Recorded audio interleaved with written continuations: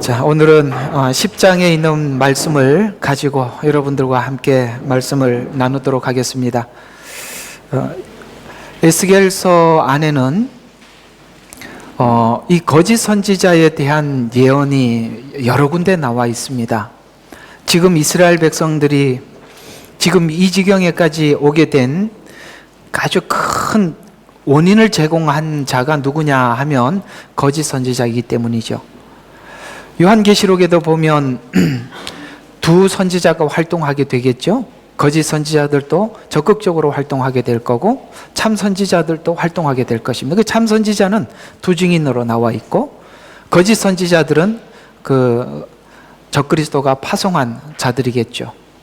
항상 이 이스라엘 백성들이 포로로 잡혀가기 직전에 있는 상황이나 마지막 종말에 있는 상황이 동일한 의미에서 보면 이렇겠구나라는 것을 알게 되는데, 결국은 이스라엘 백성들이 이 지경까지 오게 된 건 가장 큰 원인을 제공했던 자는 거짓 선지자입니다. 그런 의미에서 이 에스겔서는 이 거짓 선지자에 대한 이야기를 앞으로 계속 말씀을 할 겁니다. 그만큼 이 거짓 선지자의 정체성에 대해서 우리가 아는 것이 중요한데요. 문제는 뭐냐면 이 거짓 선지자들이 지금 이스라엘 백성들에게 전한 이 잘못된 내용 때문에 지금 이스라엘 백성들이 위기가 앞에 와 있는데도 안심하고 있다는 게 문제예요. 그러니까 주님의 재림의 소식이 여기저기서 들리는데도 아무도 감지를 못하는데 그 원인이 누구 때문이냐라고 에스겔 선지서에서는 이 거짓 선지자의 영향 때문에 이렇게 됐다라고 이야기를 하고 있는 것입니다. 바로 이 부분을 우리가 오늘 한번 생각해 볼 건데요. 심판의 소식이 전해지자 이렇게 참선지자들을 통해서 막 전하고 있어요. 근데 그때 참선지자는 정말 일부에 지나지 않아서 몇 명 되지 않았습니다. 그래서 심판의 소식이 전해지자 거짓 선지자들은 이 거짓 선전 때문에 사람들이 심판을 대비하지 못하게 되는 거예요. 마치 이런 것과 똑같은 현상인데요. 노아의 때 방주를 짓는 것을 사람들이 보고 있었어요. 그러나 심판을 분별하지 못하니 이 노아가 왜 방주를 짓는지 이해할 수 없었던 것이고, 곧 하나님께서 물론 심판하신다는 말을 전해도 듣지 못하는 것입니다. 여러분, 성경에 보면은 이 유명한 사람이 그때 그 노아 시대 때 그 유명한 한 인물이 등장하는데 그게 무드셀라라는 사람입니다. 그는 이 노아 시대 이전에 사람들이 오랫동안 장수하지요. 900년, 800년을 삽니다. 그 중에 가장 오래 살았던 사람이 무드셀라라는 말이에요. 그런데 이 무드셀라라는 말의 뜻이 뭐냐면 하나님께서 그가 죽으면 시행하리라라는 뜻입니다. 뭘 시행하겠다는 것인가? 하나님이 심판을 시행하리라는 이야기입니다. 그래서 살아있는 사람을 증거로 그 이름을 지어놓고 사람들로 하여금 관찰하게 할 만큼 하나님은 무드셀라를 살아있는 사람으로, 언젠가는 사람이 죽을 거예요. 그래서 그 사람을 보면서도 이름을 지어놓고 관찰하라고 하였고, 뿐만 아니라 노아를 통해서 산꼭대기에다가 배를 지으면서 이곳까지 과연 물이 찰까라고 생각을 하겠지만 하나님은 산 증인으로 무드셀라와 노아를 두셨습니다. 그러나 사람들은 감지하지 못합니다. 그때까지 먹고 마시고 시집가고 장가가는 일상을 그대로 살았다는 것이죠. 소돔과 고모라도 사실 죄악이 관영했지만 죄를 죄로 인지하지 못했기 때문에 그들이 짓고 있는 죄가 얼마나 심각한 문제인지 의식조차도 없었다는 것입니다. 이런 오늘도 이 에스겔서에서 동일하게 이 거짓 선지자들이 주는 이 해악은 오늘 2절에 보면은 해악을 꾀하여 이 성읍에 악한 조언을 주는 사람들이다, 이렇게 말씀하고 있습니다. 악한 조언을 주는 자가 누구입니까? 하나님의 심판이 눈앞에 임박했음에도 불구하고 그렇지 않다라고 이야기하는 사람들을 해악을 끼치는 사람들이라라고 성경은 이렇게 지적을 하는데, 어떻게 해악을 끼치는가? 3절에 보면 이렇게 해악을 끼친다고 말씀하고 있는데요. 때가 가깝지 아니하니 집들을 짓자라고 이야기합니다. 그러니까 일상을 살아도 아무 문제가 없다. 너희들의 가산을 늘리고 오랫동안 정착할 수 있도록 준비해라. 그러면서 이 성읍은 가마솥이 되고 우리는 고기가 된다. 여러분 이 글을 읽어보면 가마솥에서 불을 떼면은 큰일 난다. 이렇게 생각하겠지만 그런 이야기가 아니라 지금은 우리가 그 음식들을 냉장고 안에 보관을 하지만 그 당시에는 보관할 장소가 충분히 마땅치 않아서 저도 아주 시골에 살았었는데 가마솥에다가 불을 떼는 그런 곳에 제가 오랫동안 살았었어요. 초등학교 2학년 때까지. 그때 저는 우리 할머니들이 그 가마솥 안에다가 시장에 가서 좋은 고기를 샀을 때 그 가마솥 안에 넣는 걸 보고 왜 거기다 넣어두나 이런 생각을 했는데 밤중에 이 들짐승들이 부엌에 와서 그런 걸 먹으니까 이 가마솥이 무겁잖아요. 뚜껑이. 그러니까 그걸 어떻게 할 수가 없어서 거기가 안전한 장소였습니다. 지금은 냉장고에다 보관하지만 그 당시에는 가마솥 안에다 보관을 했었어요. 그런 것처럼 이 이야기가 그 말입니다. 이 예루살렘 성은 안전한 보호처다라고 이렇게 거짓 선지자들이 선동을 하는 것입니다. 이런 것들은 지금 현재 난무하고 있는 여러 가지 잘못된 재림 소식입니다. 이 잘못된 재림 소식이라고 표현을 한다면 무천년설을 주장함으로 인해서 이미 7년 환란이라는 것은 로마 시대 때 지나갔다. 7년 환란은 다시 오지 않는다. 이렇게 생각을 하니까 예언서에 대해서 들여다보려고 하지도 않고 요한계시록을 읽을 생각도 안 하게 만든단 말이에요. 왜? 지나간 사건이니까. 이렇게 가마솥이라고 하든지 아니면 예를 들어서 걱정하지 마라. 우리가 이렇게 아무리 함부로 살아도 하나님은 사랑의 하나님이다. 우리를 모두 다 구원하신다. 이렇게 해서 사람들로 하여금 정말 하나님의 그 공의를 잊어버리게 만들고 하나님의 심판은 하나님의 공의거든요. 그러니까 공의에 대해서 생각하지 않게 만들어서 사람들이 하나님에 대해서 오해하게 해서 안심하게 만들더라는 것이죠. 따라서 이 거짓 선지자들이 지금 하고 있는 이야기는 뭡니까? 안심을 전하더라는 것이에요. 그래서 집을 짓자 이렇게 이야기를 해서 지금 에스겔 선지자는 하나님의 심판이 임박했다고 그렇게 사람들에게 외쳐도 이 거짓 선지자들의 반대되는 선포 때문에 사람들은 거기에 많은 사람들이 함몰되어서 지금 이스라엘 백성들이 하나님 이 정도면 하나님이 심판하실 텐데 라는 이 불안한 마음을 가지고 있었어요. 왜냐하면 이스라엘 백성들도 기본적으로 하나님의 속성을 알고 있었거든요. 그 과거에 이 백성들이 잘못했을 때 하나님이 심판했던 과거 역사들을 잘 알고 있습니다. 그래서 이 지경까지 왔다면 하나님께서는 결코 이대로 두지는 않을 텐데 라는 생각을 했던 사람이 구체적으로 하박국 선지자입니다.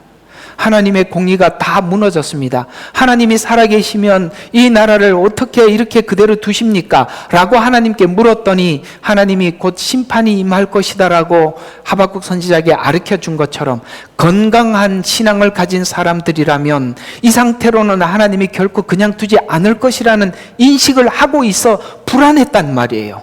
불안했는데 거짓 선지자들이 안심하라고 이야기를 하고 있기 때문에 이 지경까지 온 것이다 라고 오늘 성경은 우리에게 이 상황이 이렇게 된 이유를 우리에게 설명해 주고 있다는 것입니다. 정직한 하나님의 백성들은 하나님의 공의의 질서를 잘 알고 있고 그래서 죄악이 관영하면 안타까운 마음으로 기도하며 하나님의 공의로운 심판에 안타까워하지만 거짓 선지자들의 선동으로 사람들은 이 긴장감을 내려놓게 되더라는 거예요. 긴장감. 무섭지요? 이 긴장감은 이런 것 때문에 우리가 마음을 자꾸 내려놓게 되는 거거든요. 근본적으로 하나님 백성 된 성도들은 자신이 하나님과 우리가 주님이 이 땅에 오셔서 십자가 지시고 가시면서 우리와 정혼하고 가셨다는 사실을 우리 모두 다 알고 있지 않습니까? 그분은 우리를 다시 처소를 준비하고 나면 우리를 데리러 오시겠다고 약속하고 가셨습니다.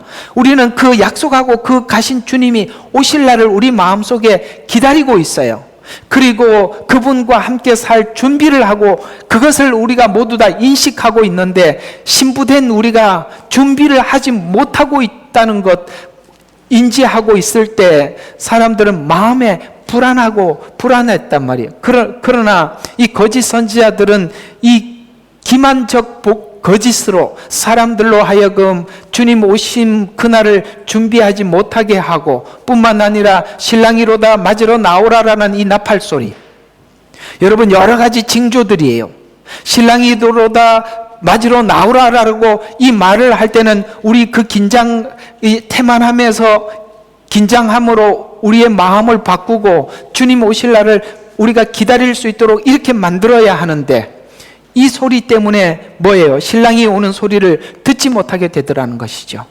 이와 같이 마지막 때 가장 결정적인 해악을 끼치는 역할들을 하는 것이 바로 거짓 선지자들의 역할입니다. 그러나 상황을 보면서도 거짓 선지자들의 말에 안심하는 백성은 과연 누구인가? 오늘 그쪽도 생각해 볼 필요가 있다는 것입니다. 이 모든 것은 거짓 선지자들의 책임이 아니라 거짓 선지자들이 왜 생기겠습니까? 그 거짓 선지자들의 말을 듣기 위한 사람들이 있기 때문에 그들이 생기는 거 아니겠습니까? 여러분, 소비자가 없는데 누가 장사하러 오겠습니까? 거짓 선지자들도 생기는 이유가 다 있는 것입니다. 그래서 도대체 이 거짓 선지자들의 선동에 놀아나는 사람들은 누구인가? 이 말씀은 종말에도 동일하게 나타나는데, 마태복음 24장 48절에 보면 주인이 오는 것이 늦어지리라 라고 말하듯이, 오늘 여기도 이 에스겔서에 보면 거짓 선지자들은 동일한 관점에서 말을 전하고 있더라는 것이죠. 주인이 곧 오시리라고 했던 그 동료종들을 때리면서 주님의 재림이 임박했습니다, 주님의 재림을 준비해야 합니다 라고 말하는 에스겔 선지자나 참 선지자들을, 동료종들을 때리면서 먹고 마시고 장가가고 시집가게 만들어서 홍수가 나는 날까지 그렇게 될 것이라고 성경은 지적하고 있는 것입니다. 이렇게 마지막 때는 거짓 선지자들, 주님이 오십니다, 준비하셔야 합니다 라는 참 선지자들과 거짓 선지자들의 대충돌을 결코 멈출 수가 없고 막을 수가 없도록 그 마지막 때는 그렇게 되더라는 것이에요. 그러나 여기에 많은 사람들이 이제 함몰되어서 거짓 선지자들의 말에 그들은 동조하게 될 것입니다. 거짓 선지자들은 거짓 믿음 위에 선 위선자라고 성경은 규정을 하고 있습니다. 무슨 이야기입니까? 거짓 선지자들은 왜 거짓 선지자냐? 그들은 위선자이기 때문에 거짓 선지자인 것입니다. 그러면 이 거짓 선지자들을 따르는 사람들은 또 누굴까요? 그들 또한 위선자입니다.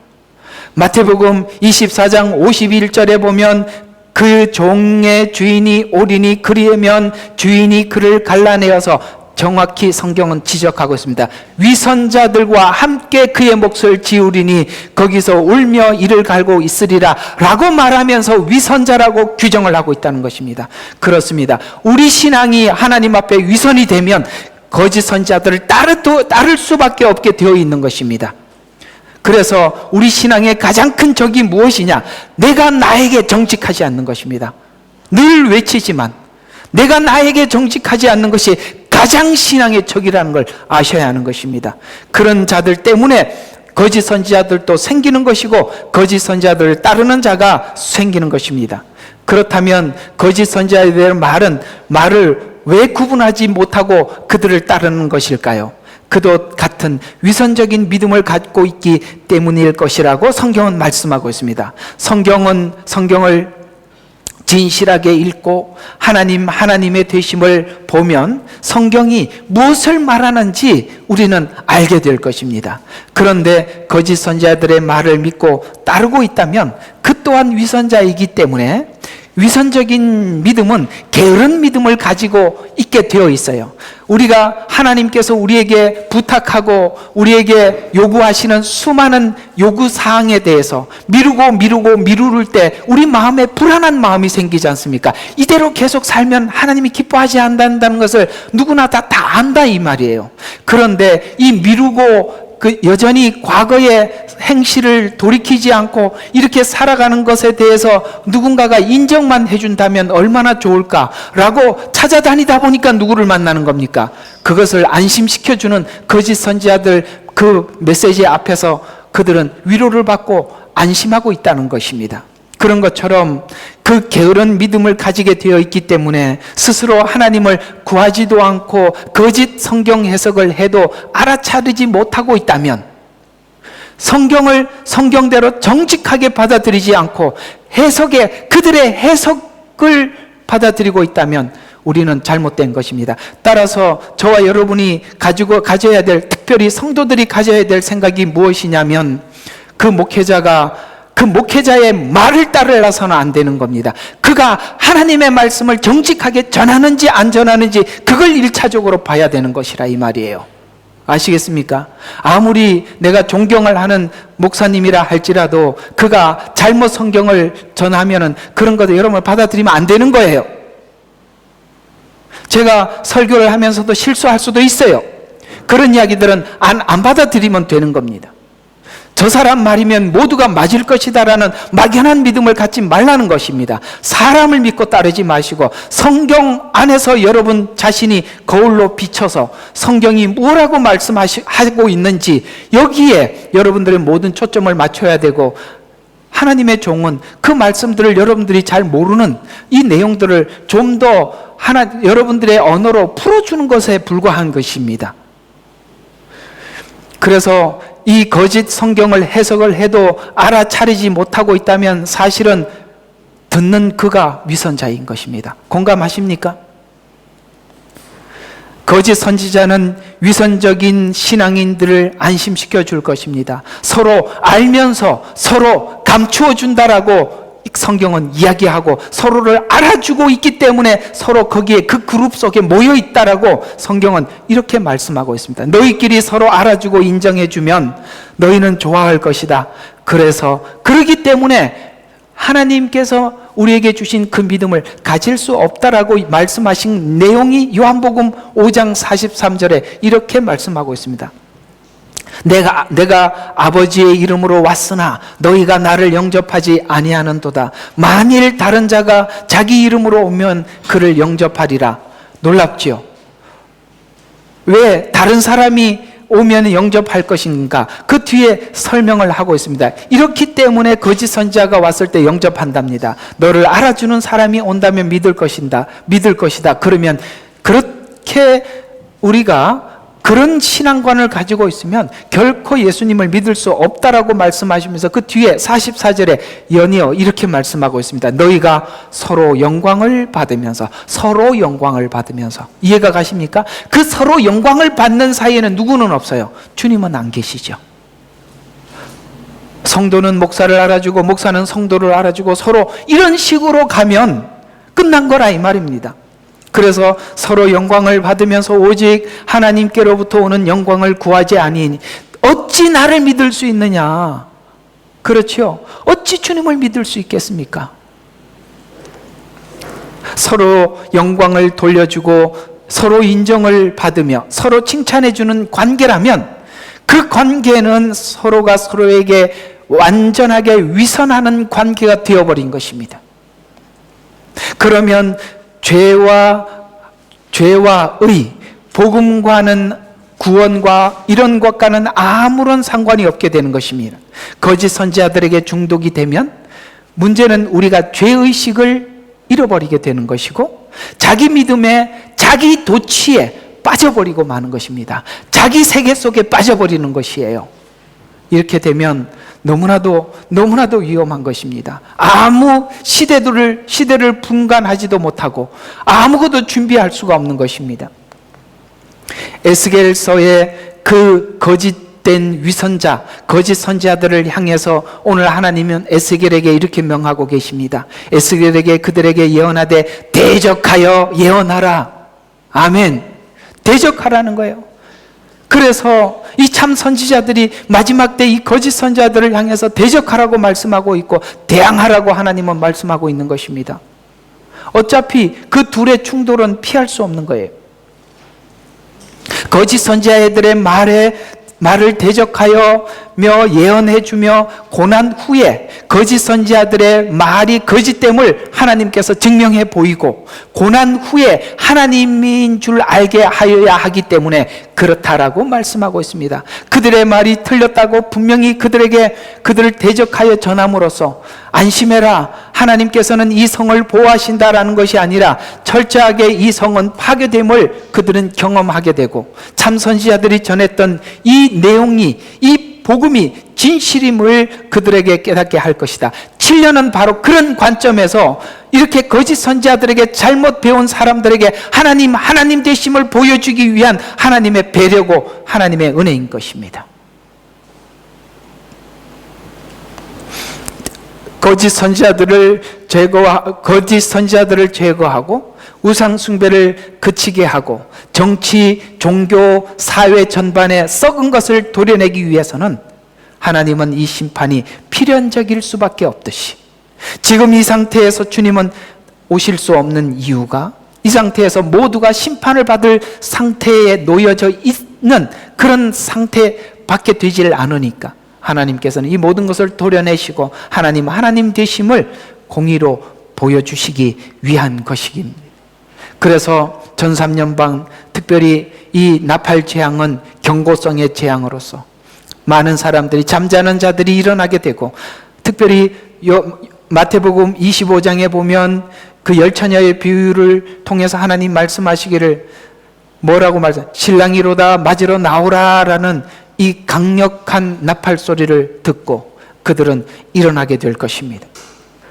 거짓 선지자들과 같은 종교 지도자들의 타락이 정치 지도자들의 타락으로 이어졌다라고 성경은 이렇게 그 타락의 과정을 설명하면서 에스겔서 22장 27절과 28절에 보면은 그 가운데 있는 그녀의 고관들은, 여기 고관이라는 말은 정치인들을 이야기하는 것입니다.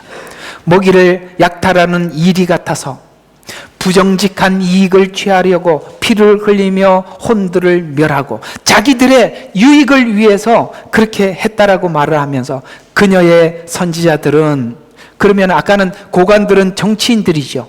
여기 그녀의 선지자들은 종교인들을 이야기하는 것입니다. 잘 이겨지지 않는 회반죽으로 그들을 발랐으며, 무슨 이야기입니까? 그 정치 지도자들이 자기 유익을 위해서 사람들을 타락시키고 그 사람들을 이렇게 어떻게 하면 자기 유익을 위해서 그 도덕적으로 타락하게 만들었는데 종교 지도자들이 가서 그걸 지적을 해줘야 되는데 종교 지도자들이 그것을 잘했다고 박수를 쳐주는 거예요. 그러니까 전반적으로 타락하게 돼서, 그래서 이걸 성경은, 주님은 이 상태를 이렇게 표현해요. 회반죽으로 그들을 발랐다라는 이야기는 겉만 번지름하게 페인트만 칠했다는 거예요. 안은 다 썩었는데 페인트만 칠해놨으니 사람들이 볼 때 새 것으로 보이지만 쿡 찌르면 어떻게 됩니까? 무너지는 집이라는 이 말이에요. 참 신앙의 적이 뭡니까? 외형만 갖추는 겁니다. 외형만 갖추는 게 신앙의 적이거든요.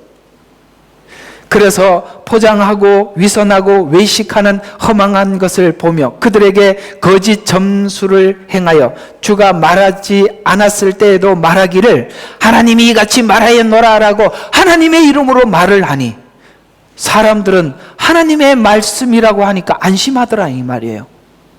무섭죠? 이렇게 하나님의 말씀을 하나님의 말씀입니다라고 남용을 해서 사람들로 하여금, 그래서 참 사람들에게 설득하기 힘든 사람이 누구냐면 자기가 기도를 하는데 하나님이 자기에게 말을 했대. 그러니까 하나님이 자기에게 말을 했으니까 제가 무슨 말을 하겠어요? 하나님이 그에게 직접 말했다는데. 무섭지 않아요? 그래서 하나님이 그렇게 말을 했다는 사람처럼 무서운 게 없는 거예요. 거짓 선지자들도 하나님이 그렇게 말을 했다고 말을 하니까 성도들이 안심하는 거예요. 참 하나님의 이름이라는 이 말이 그렇게 무서운 겁니다. 그렇게 거짓 선지자들도 자기의 말에 권위를 세우기 위해서 하나님이 이같이 말했다라고 말을 하고, 오늘 여기 참 선지자들도 하나님께 붙어서 말을 하는데 듣는 사람들은 선택을 해야 돼요. 둘 다 하나님의 이름으로 말을 했다는데 둘의 말은 다르거든요. 그러면 성도들은 선택을 해야 돼요. 그러면 하나님 앞에 정직한 사람은, 자기가 자기에게 정직한 사람은 참선지자의 말이 책망이 되든 교훈이 되든 옳다는 것을 알게 될 것입니다. 그러나 자기 자신에 대해서 감추고 싶은 사람은 거짓 선지자의 말에 동조하겠죠. 따라서 결론은 그런 것입니다. 거짓 선지자의 책임이냐라고 물을 때 성경은 이렇게 대답하고 있어요. 네가 왜 거짓 선지자의 말에 동조했느냐라고 우리에게 역으로 질문하고 있는 것이지 않습니까? 그건 바로 그게 우리 마음이었다라고 오늘 성경은 지적해주고 있는 것이잖아요. 오늘 28절에 보면 정치 지도자들의 악행을 종교 지도자들이 정당화했다라고 고발하고 있습니다. 즉 정치 지도자들의 악행을 종교 지도자들이 회반죽을 칠해주어 정치 종교 지도자들의 영적 통찰력이 무뎌질 만큼 무뎌지게 만들었다라고 지적하고 있습니다. 유다 멸망 직전은 마지막 때 멸망 직전을 예표하는 것으로 마지막 때에도 동일하게 이런 현상이 나타날 것인데 정치와 종교의 야합으로 큰 바벨을 형성하게 될 것이에요. 그래서 정치와 종교가 더불어 사람들을 기만할 것이다 라고 말을 하고 있습니다. 종교 지도자들은 이 정치가 옳다, 이 세상을 평화로 만들고 이 세상을 더 윤택하게 만들 것이다 라고 종교 지도자들은 정치 지도자들이 하는 일을 따라하라, 거기에 뭐죠? 동조해라 이렇게 외칠 것이고, 사람들은 좋은 세상이 왔다고 그 종교 지도자들의 말에 이게 뭐예요? 라고 물었더니 종교 지도자들이 괜찮다고 이야기를 하니까 거기에 동조하게 될, 그래서 더불어 이렇게 성경은 표현하고 있는데 이 더불어가 이렇게 나옵니다. 요한계시록 17장 1절과 2절에 보면 7 호리병을 가진 7 천사 가운데 하나가 와서 나와 대화하며 말하기를 이리 오라, 많은 물들 위에 앉는 큰 창녀의 심판을 내가 보여주리라 라고 하면서 이 종교 지도자인 음녀에 대해서 보여주시는데요, 땅의 왕들도 그녀와 더불어, 여기 나와 있죠, 더불어 음행하였고 땅에 사는 자들도 그녀의 음행의 포도주에 취하였대요. 오늘 여기 거짓 선지자들의 선동에 집을 지어라, 우리는 예루살렘은 가마솥의 고기다 라고 말하는 이 선동에 다 마지막 때도 거짓 선지자들의 선동에 의해서 거기에 포도주에 취해서 분별을 못하는 거예요. 취해서 대접 재앙을 받은 자들은 마지막 재앙이 임하는 그 시간까지 세상과 정치와 부와 연합하여서 세상 사람들을 꾀어 미혹하게 음행하게 하였다고 말씀하므로 결국에는 자기들의 유익과 자기들의 배를 채우기 위해서 모든 사람들을 기만을 했다고 성경은 우리에게 말씀하고 있는데, 그 기만 당한 사람이 누구냐 이 말이에요. 여러분 이걸 아셔야 돼요. 사기꾼이 나쁘긴 합니다만 사기 당한 사람도 사기성이 있어서 당하는 거예요. 남 탓할 거 하나도 없습니다. 인생을 땀 흘려서 정직하게 살려고 해보십시오. 누가 사기를 당하겠습니까? 신앙을 하나님 앞에 정직한 마음을 가져보십시오. 거짓 선지자들의 말이 왜 안 들리겠습니까? 들려야 정상이죠. 왜 안 들립니까? 자기 좋으니까 안 들리는 거예요. 요한계시록 18장 1절과 3절은 짐승과 음녀는 하나가 되어서 음행하게 되었다고 그 실상을 드러내서 우리에게 알려주고 있는 것입니다. 세상과 벗되어 취하게 되면 그녀가 준 포도주에 취하게 되고, 포도주에 취하게 되면 거짓종이 외친 주인이 더디 오리라는 말을 믿고 싶어지는 거예요. 성도들에게 주는 권면은 요한계시록 18장 4절과 5절에 보면 하늘에서 다른 음성이 나서 말하기를 나의 백성들아 그녀에게 나오라, 그리하여 그녀의 죄들에 동참하지 말라. 다음 주에 설교 제목입니다. 그렇게 외치고 있는 거예요. 나오라는 거예요. 그런 거짓 선동에서 더 이상 머물러 있지 말고 나오라고 외치고 있는 것입니다. 그녀의 재앙들을 받지 말라. 이는 그녀의 죄들이 하늘같이 닿았고 또 하나님께서는 그녀의 불의를 기억하셨기 때문이라. 그 죄가 얼마나 사무쳤는지 하늘까지 닿았대요. 하나님의 백성들까지도 미혹하기 위해서 이 음녀가 모든 일을 꾸미는 그것을 바라보고 하나님께서는 그들의 죄가 하늘까지 닿았다, 그녀의 불의를 기억하였기 때문이다 라고 말씀하고 있는 것과 같이 오늘 본문에는 내가 너희 마음속에 생기는 일들을 일일이 아노라. 너무나도 충격적인 이야기예요. 다 알고 있다. 거짓 선지자, 네가 왜 그렇게 사람들에게 거짓 선동을 하는지, 너는 왜 거짓 선지자에게 그렇게 함몰되어 있는지 내가 너희들의 마음을 일일이 다 알고 있다. 이렇게 하나님은 외치고 있는 것입니다. 따라서 성도들이 마지막 때에 지켜야 할 것은 바벨론에서 나오는 것입니다. 거짓 복음에서 나와야 하고, 거짓 종교 통합에서 나와야 하고, 이래도 저렇게 이렇게 예수 믿어도 저렇게 예수 믿어도 아무런 상관이 없다라고 거짓말로 복음을 전하는 그 자리에서 나오라고 성경은 말씀하고 있는 것입니다. 어제 성경 공부, 토요일 날 성경 공부 잘 들으셨죠? 뭐가 거짓 복음인지 아시겠죠? 거짓 복음은 복음이 하려고 하는 일을 반대로 설명하는 것입니다. 그 반대로 설명하는 것이 뭡니까? 우리 마음을 바꾸고 우리 양심을 회복시키고 하나님을 사랑하게 만드는 이 일에서 모든 것을 끊어놓는 것입니다.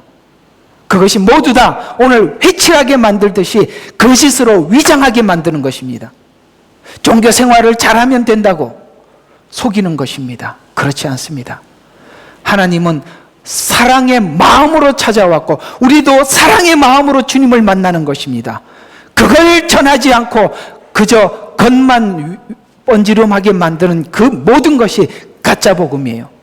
성경에서는 경건의 모양은 있으나 경건의 능력을 부인하는 사람들을 그 앞에서 돌아서라고 마지막 때 우리에게 권면하고 있는 것입니다. 그것이 오늘 본문대로 표현하자면 바벨론에서 나오라는 것입니다. 복음을 이렇게 거짓 복음으로 갈기갈기 찢어놓고 마음대로 조작해놓고 그걸 옳다고 따라다니는 당신은 누구냐? 이스라엘 백성들은 그래서 아무런 감각이 없어져 가는 거예요. 답답하지요? 여러분 주변에 있는 사람들에게 아무리 외쳐도 잘 안 듣지요? 왜요? 너무나도 취해 있기 때문에 그러는 거예요. 오늘 본문대로 표현하자면 그 포도주에 너무나도 깊게 취해 있는 것입니다. 그걸 하나님께서는 이 마지막 7년에 깨우겠다는 겁니다.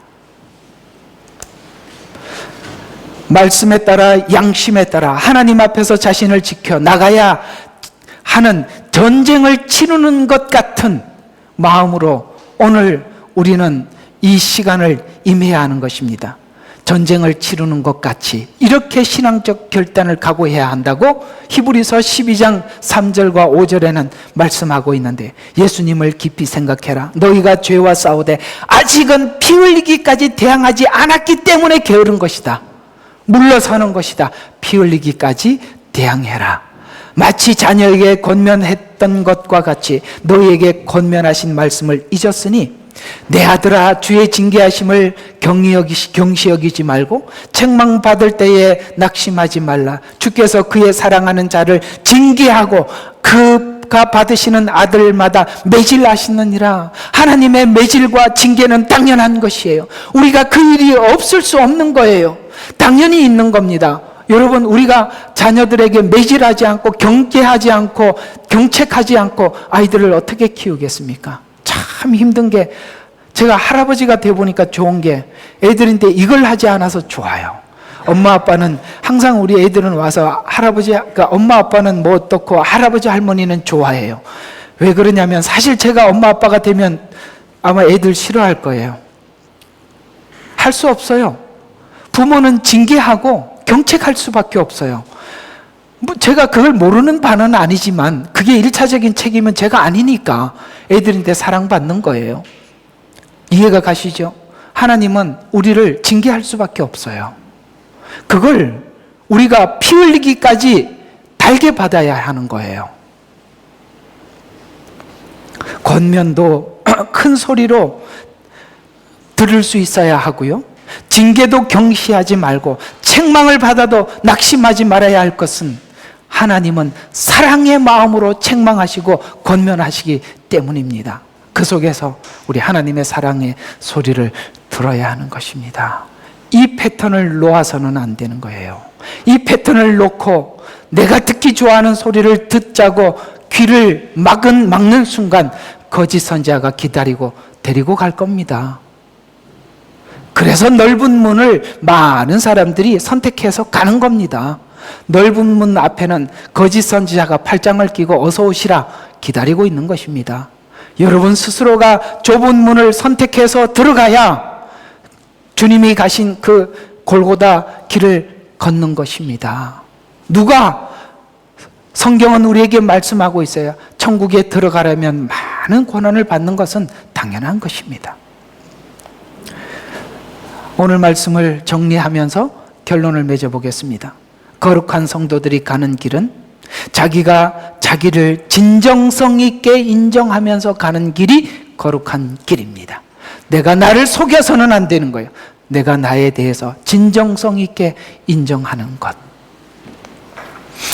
자기를 진정성 있게 인정하지 않고 있다면 우리는 거짓 선지자의 말에 동조하고 있는 것입니다. 이들은 예수님과 아무런 관련이 없고 주님의 재림과도 관련이 없습니다. 그렇기 때문에 주님 오시는 그날 앞에서도 집을 지어라, 예루살렘은 고기가 가마솥이 된다 라는 이런 거짓 선동에 속는 거예요. 성경을 보세요. 거기에 속게 생겼나? 성경을 보세요. 장난이 아니잖아요. 이게 그렇게 기만할 이야기가 아니지 않습니까? 진정성 있게 자기를 본다면 언제나 내가 죄인됨을 알게 되고 죄인 중에 괴수임을 인정하게 될 것입니다. 그리고 지금 하나님께서 나에게 무슨 말을 하시는지, 지금 이 상황에서 주님이 무슨 말을 하셔야만 하는지도 우리는 미리 알고 듣는 것입니다. 그래서 그 말을 해주는 사람을 찾아가게 되겠죠. 그것이 책망이든 징계든 교훈이든 달게 받을 것입니다. 그게 바로 내가 나에 대해서 정직한 것이고 진정성을 가진 것입니다. 자, 오늘 이야기들을 최후로 결론을 맺어보면 여러분, 거짓 선지자들은 그냥 생긴 게 아닙니다. 그 거짓 선지자의 선동에 미혹될 준비된 사람들이 있기에 자기 배를 채우기 위해서 그들을 속이는 것입니다. 이것이 바로 오늘 10장이 지적하고 싶어하는, 11장이 지적하고 싶어하는 말씀이라는 거 기억하시기를 주의 이름으로 축원합니다. 기도하겠습니다. 하나님, 그렇습니다. 내가 나에 대해서 정직하지 못하면 자연스럽게 거짓 선동에 아멘하게 될 것이고, 그렇게 되면 성경과 상관없는 거짓된 복음을 쥐고 이것이 안심된 복음이라고 속고 살아가게 될 것입니다. 그러나 주님은 다시 오실 것이고 아버지 하나님, 그 앞에 우리는 결코 설 수가 없게 될 것입니다.